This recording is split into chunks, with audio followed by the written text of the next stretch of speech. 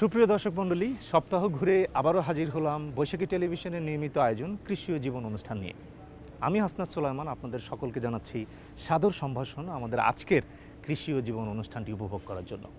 দর্শক, আমরা আমাদের এই কৃষি ও জীবন অনুষ্ঠানে আমরা প্রত্যেক পর্বে বাংলাদেশের কৃষি, কৃষক এবং কৃষি পণ্য এবং পরিবেশ নিয়ে আপনাদের সামনে হাজির হই। দর্শক, আপনারা জানেন যে এই পরিবেশ আসলে রক্ষা করার জন্য গাছ একটি খুবই গুরুত্বপূর্ণ মাধ্যম বা উপায়। আমরা সচরাচর বলে থাকি যে বৃক্ষরোপণ করুন, পরিবেশ বাঁচান।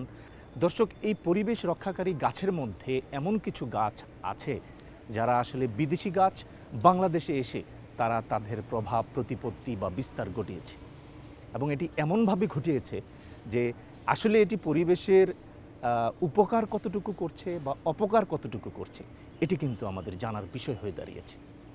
আমরা আমাদের আজকের অনুষ্ঠানে সেরকম কিছু বিদেশি গাছ দেখাবো এবং আপনাদেরকে জানানোর চেষ্টা করব যে সেই সকল গাছগুলো, যেমন ইউক্যালিপটাস, অ্যাকাশিয়া এবং শিশু, যার নাম শিশু, আসলে এই জাতীয় গাছগুলো পরিবেশের উপকার বা অপকার কোনটি বেশি করছে ইত্যাদি সকল বিষয় আপনাদেরকে জানানোর চেষ্টা করব। তো চলুন আমরা আমাদের আজকের অনুষ্ঠানটি শুরু করি।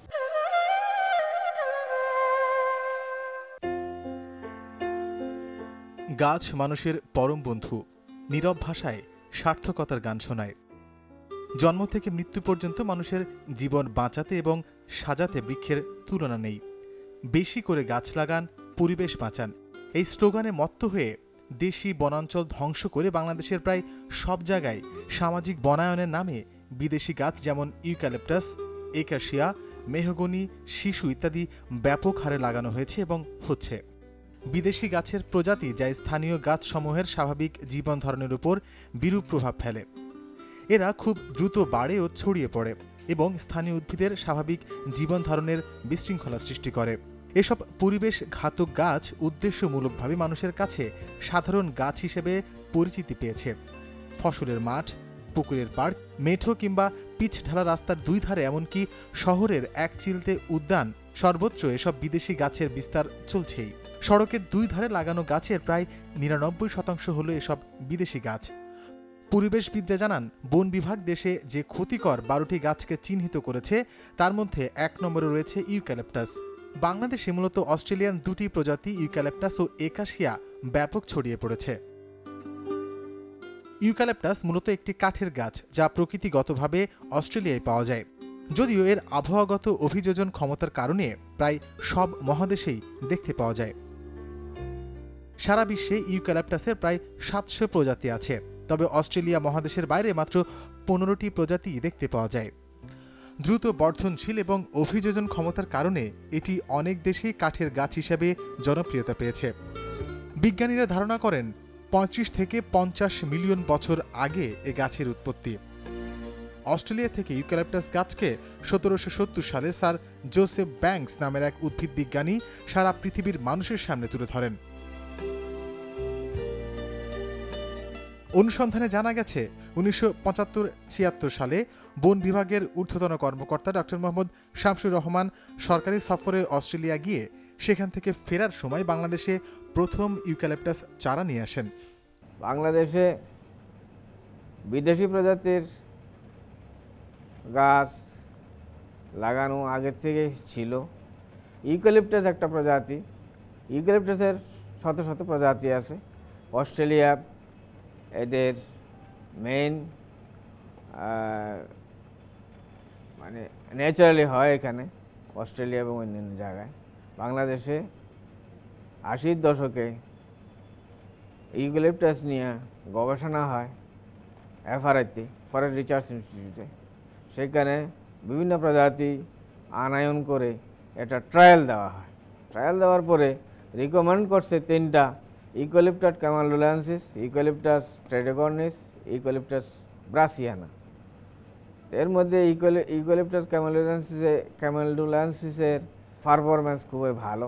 রাষ্ট্রীয়ভাবেও ইউক্যালিপটাস লাগানো হইতো, সেটা ৯০-এর দশকের শেষের দিকে সরকারিভাবে এটাকে পরিহার করা হয়েছে। গাছ পরিবেশের বন্ধু হলেও ইউক্যালিপটাস গাছটি সম্পর্কে পাওয়া যায় বিভিন্ন ধরনের তথ্য।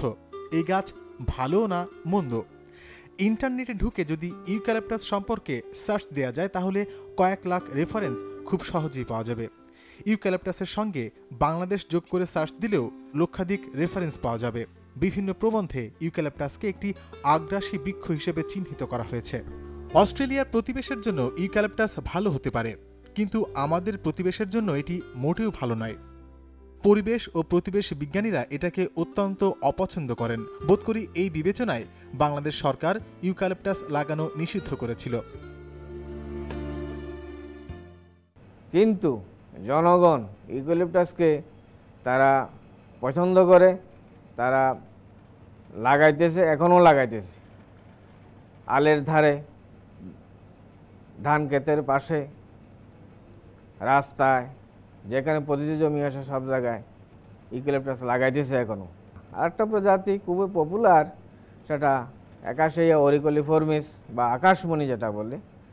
এটার গ্রোথ পারফরমেন্স যেমনি ভালো, সব ধরনের মাটিতে হয়, বনাঞ্চলেও হয়, ফ্ল্যাট জায়গায় হচ্ছে। অনেকেই অ্যাকাশিয়ার বিরুদ্ধে বলে থাকে এটা গণস্বাস্থ্যের জন্য এটার বিরূপ প্রভাব রয়েছে। এটার অন্যতম কারণ এটার পোলেন গ্রেনগুলা, প্রচুর পোলেন গ্রেন হয়। তো যেখানে পোলেন গ্রেন বেশি হবে, যাদের শ্বাসকষ্ট আসে তারা ওইসব জায়গায় থাকলে এটার ব্যাড এফেক্ট হবেই, কিন্তু এটাকে একেবারে ডিসকার্ড করা যায় না। এই জন্য এটার গ্রোথ ভালো, এটার আপনার উড ভ্যালু খুবই ভালো। এটা একেবারে দেখতে সেগুনের মতোই হয়, পলিশ হয় ভালো। এটার ফার্নিচার এখন খুব ভালোভাবে তৈরি হচ্ছে। সুপ্রিয় দর্শক মণ্ডলী, আমরা আমাদের এই কৃষি জীবন অনুষ্ঠানে আপনাদেরকে এই পর্বে আসলে বিদেশি গাছের উপকারিতা এবং অপকারিতা সম্বন্ধে আপনাদেরকে জানানোর চেষ্টা করছি। তো অনুষ্ঠানের এই পর্যায়ে আমরা ছোট্ট একটি বিরতি নিচ্ছি, ফিরে আসবো এক্ষুনি, আমাদের সাথেই থাকুন।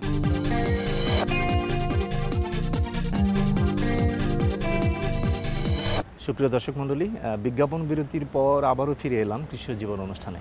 আমরা আমাদের আজকের অনুষ্ঠানে আপনাদেরকে বিদেশি গাছের উপকারিতা এবং অপকারিতা জানানোর চেষ্টা করছি। চলুন আমরা আমাদের অনুষ্ঠানে ফিরে যাই।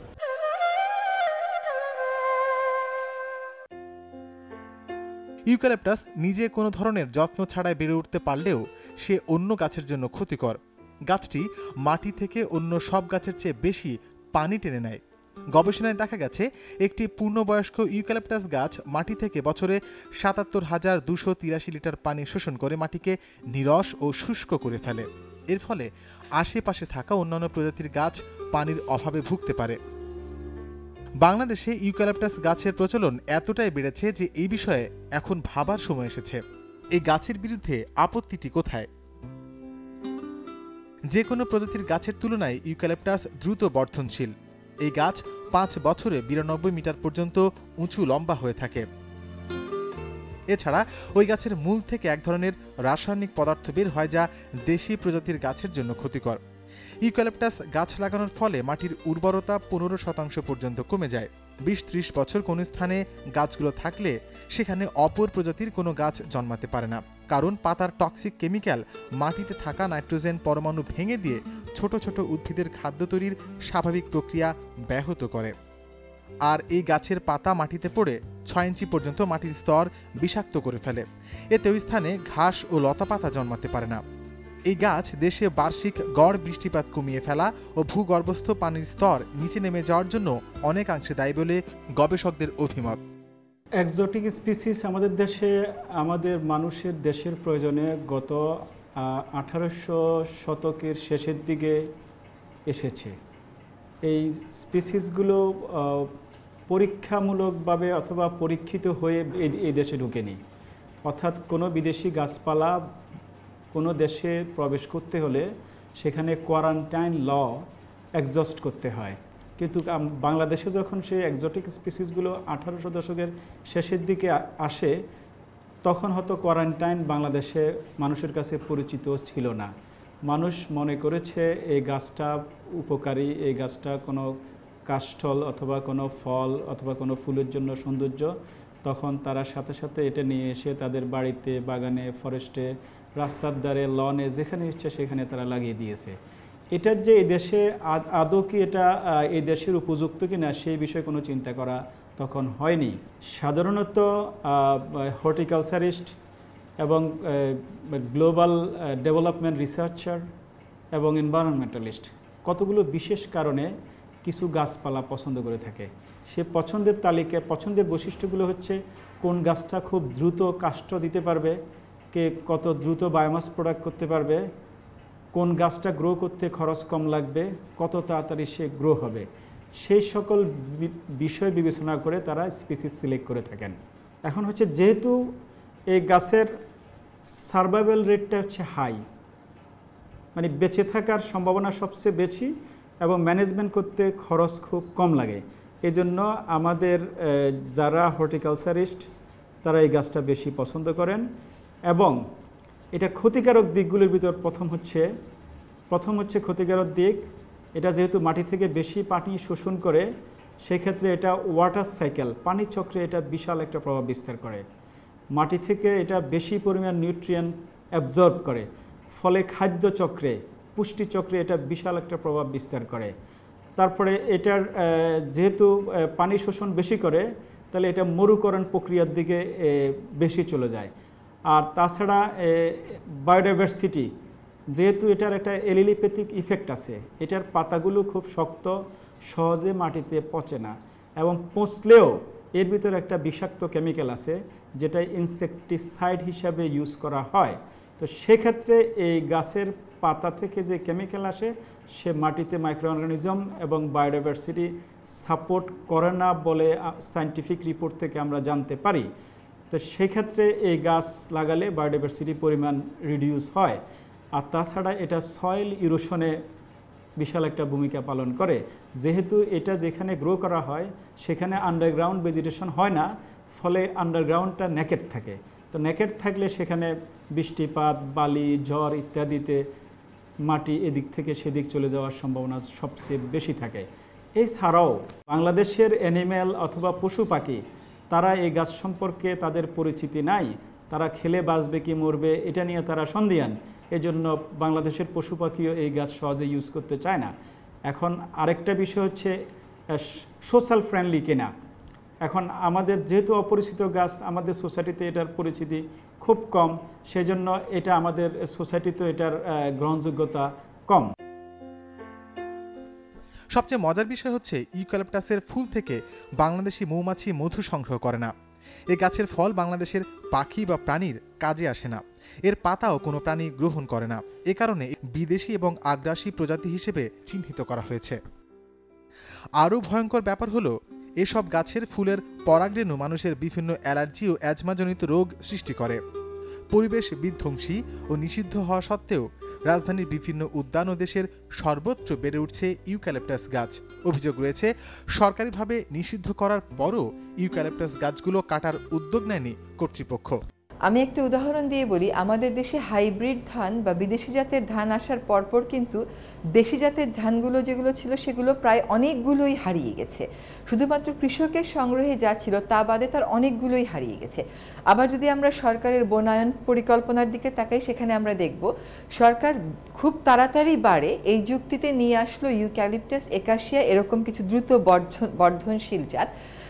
এবং বন বিভাগের কর্মকর্তাদের সাথে যদি আপনি ব্যক্তিগতভাবে কথা বলেন তাহলে কিন্তু তারা বলবে যে এই গাছগুলোর নিচে যে ছোট ছোট ছোট ছোট লতাগুল্মগুলো হতো, যেগুলো জীববৈচিত্র্য রক্ষায় একটা অনেক বড় ভূমিকা পালন করে, সেগুলো কিন্তু হয় না। একাশিয়া একটি গাছ যেই গাছের ডালে এমনকি কোনো পাখিও বসে না। আর ইউক্যালিপটাস যে গাছটা তারও একই অবস্থা, সেখানে দুই একটি পাখি বসলেও দেশি প্রজাতির গাছে যে পরিমাণ অনেক পাখি বসে অনেক রকমের, সেটা কিন্তু আমরা বসতে দেখি না। ফলে শুধুমাত্র কাঠের দাবিতে, শুধুমাত্র ফলন বৃদ্ধি বা শস্য বৃদ্ধির দাবিতে কিন্তু বিদেশি প্রজাতির শস্য নিয়ে আসা হচ্ছে, বিদেশি প্রজাতির বৃক্ষ নিয়ে আসা হচ্ছে।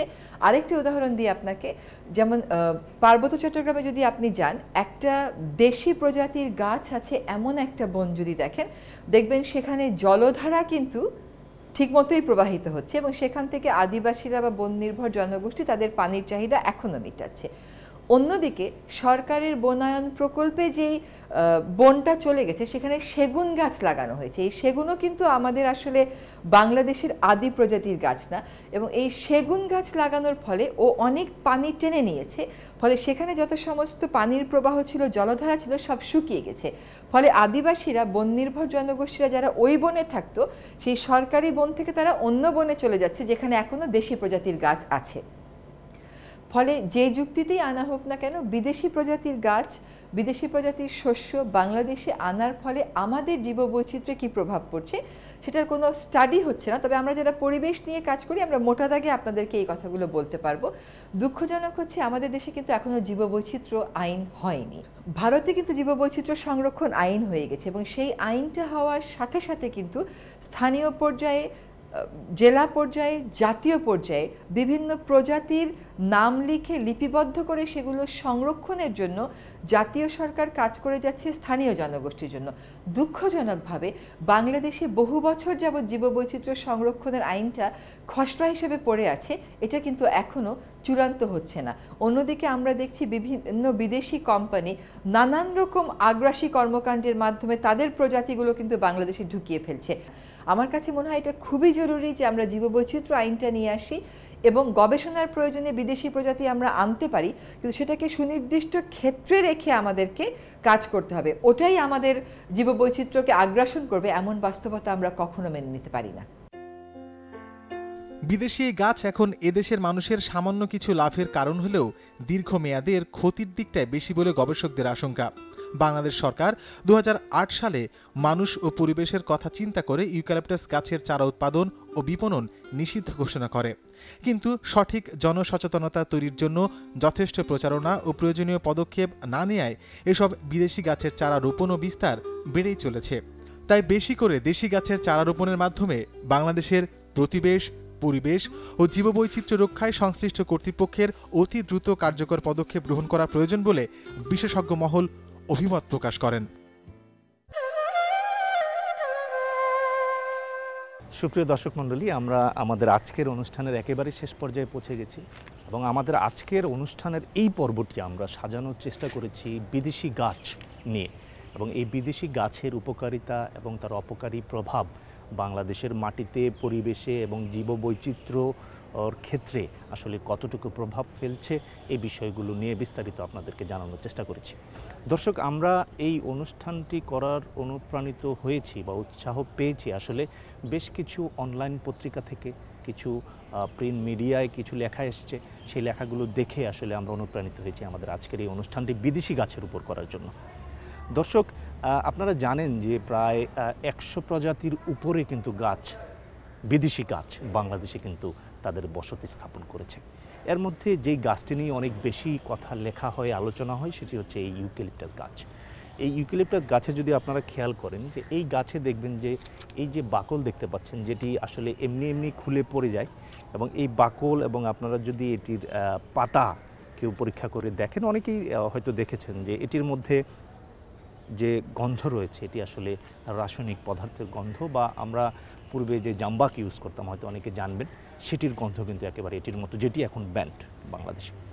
তো দর্শক, এই ইউক্যালিপটাস গাছ সহ বিদেশি গাছগুলো আসলে পরিবেশের উপরে কতটুকু প্রভাব ফেলছে আমরা আসলে এইভাবে দেখানোর চেষ্টা করেছি যে আমরা বেশ কজন গবেষকের সাথে কথা বলেছি, তারা কিন্তু দুভাবে ব্যাখ্যা করেছেন। তাদের একটি ব্যাখ্যা ছিল যে এই গাছটি যেহেতু অল্প সময়ে কৃষকরা হারভেস্ট করতে পারে, অর্থাৎ কেটে নিতে পারে, এটির কিন্তু উপকারী প্রভাব রয়েছে, অর্থাৎ 5 থেকে 6 বছরেই এই গাছটি কিন্তু বাজারে বিক্রিযোগ্য হয়, যেহেতু বৃক্ষ প্ল্যান্ট, এবং এই প্ল্যান্টের রুটের মাধ্যমে সে কিন্তু মাটি থেকে আসলে কতটুকু পানি বা খাদ্য নিয়ে এই অল্প সময়ে এত স্বাস্থ্যবান হচ্ছে, এটি কিন্তু দেখার বিষয় রয়েছে। কারণ এই গাছটি আসলে যেই জায়গাটিতে হয়, আপনারা হয়তো খেয়াল করলে দেখতে পাবেন যে এই গাছটিতে কিন্তু সচরাচর পাখি বাসা বাঁধে না, বা তার আশেপাশে দেখবেন যে যেখানে পাতা বা বাকল খুলে পড়ে তার আশেপাশে কিন্তু ঘাস বা অন্যান্য ফসল কিন্তু খুব সহজে হয় না। যদিও কৃষকদের একটি ধারণা রয়েছে, তারা ধান খেতেও আমরা দেখেছি যে ইউক্যালিপটাস গাছ লাগানো হয়েছে।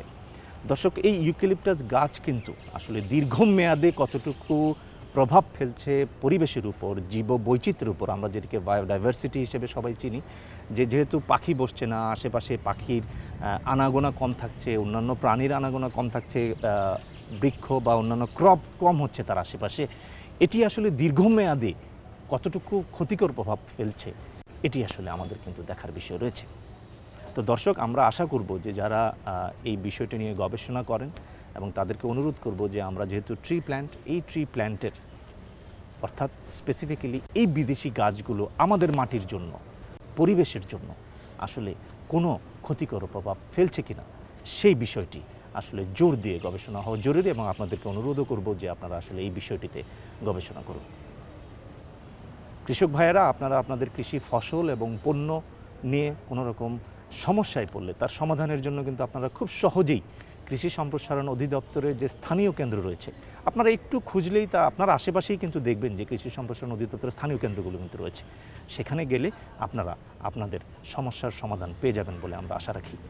আর আমাদের অনুষ্ঠান নিয়ে দর্শক, আমাদের অনুষ্ঠান নিয়ে যদি আপনাদের কোনো জিজ্ঞাসা, পরামর্শ বা মতামত থাকে তাহলে যোগাযোগ করুন এই ঠিকানায়। কৃষি জীবন, বৈশাখী মিডিয়া লিমিটেড, 32 মহাখালী বাণিজ্যিক এলাকা, ঢাকা 1212। আমাদেরকে ইমেল করতে পারেন। আমাদের ইমেল আইডি krishiojibon@boishakhi.tv। আমাদের সাথে ফেসবুকেও যোগ দিতে পারেন। আমাদের ফেসবুক আইডি বৈশাখী টিভি কৃষিও জীবন। তো দর্শক, আজ বিদায় নিচ্ছি। আগামী অনুষ্ঠানে আবারও নতুন কোনো বিষয় নিয়ে হাজির হব এই আশাবাদ ব্যক্ত করে আপনাদের সকলকে আবারও ধন্যবাদ জানিয়ে আজকের অনুষ্ঠান এখানেই শেষ করছি। সকলকে অনেক অনেক ধন্যবাদ।